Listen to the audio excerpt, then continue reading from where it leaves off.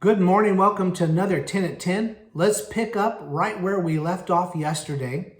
We are in Matthew chapter 2, and we're going to start in verse 10. We ended in verse 9.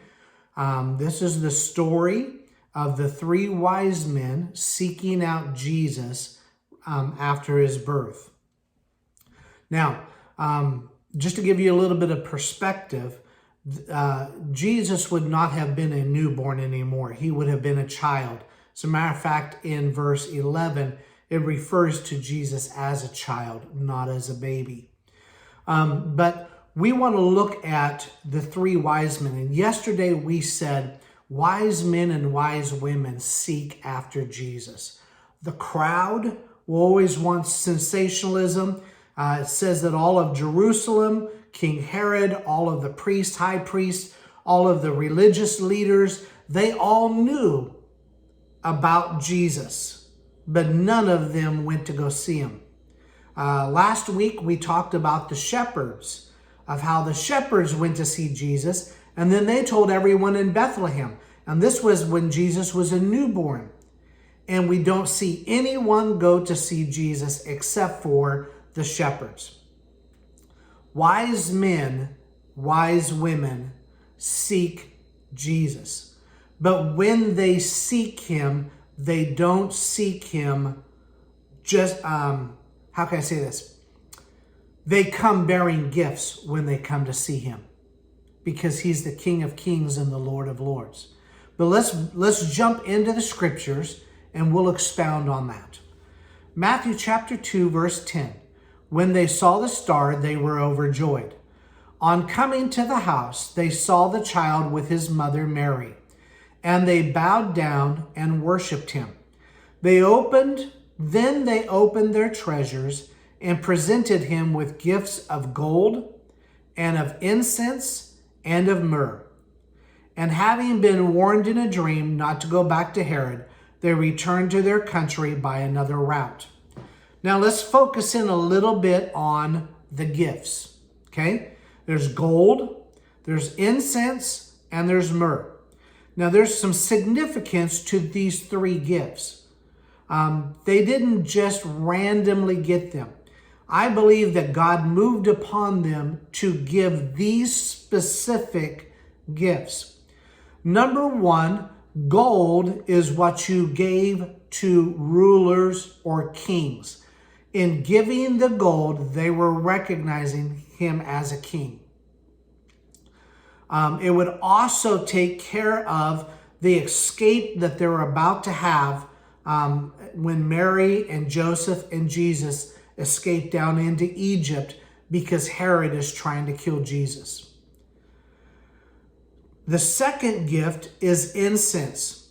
Now, this incense would have only been given and used in the temple and would have been given to the priests to use within the temple. In giving this gift, they are recognizing the priesthood of Jesus.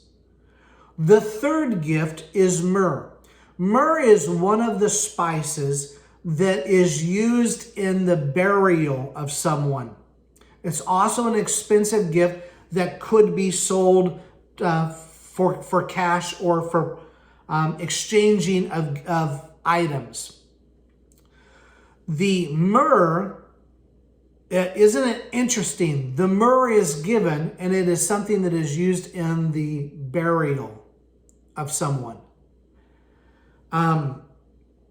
They were prophesying that Jesus was going to need the myrrh.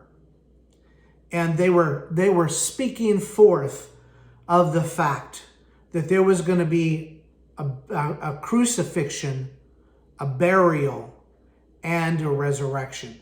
Now, I'm sure those three wise men didn't know all of that. But in giving their gift, we can see that God was in preparation of the story of Jesus' life. Now, I said that wise men, wise women, when they come to Jesus, they come to Jesus with a gift. Now we can, and the Word of God talks to us about coming with our gifts of gold. In other words, our income, our increase. returning that to the Lord. It is one of the ways of saying, I as a king, I as a prince, yield gold, yield my wealth to Jesus and advance his kingdom. Okay? Then Romans chapter 12 verse 1 says there's something specific we can give. And it says, therefore, I urge you, brothers, in view of God's mercies, to offer your bodies as living sacrifices, holy and pleasing to God. This is your spiritual act of worship. You, when you come to Jesus, can give of yourself. Now, what I mean by that is, when I come to spending time with Jesus, I need to come like the wise men, recognizing that I am coming to the King of Kings and the Lord of Lords. Jesus is not just my buddy. He's not just some guy. He's not just some stranger. No, he is my King. And I enter into his presence with a difference. I enter into his presence with a reverence. When he speaks to me, I listen differently than I listen to some guy at the gas station. Because I am recognizing, like the wise men, that Jesus is the King of Kings. So let's learn from the wise men. Let's be wise men and wise women, and we can learn from them about how to approach Jesus. Have a great day.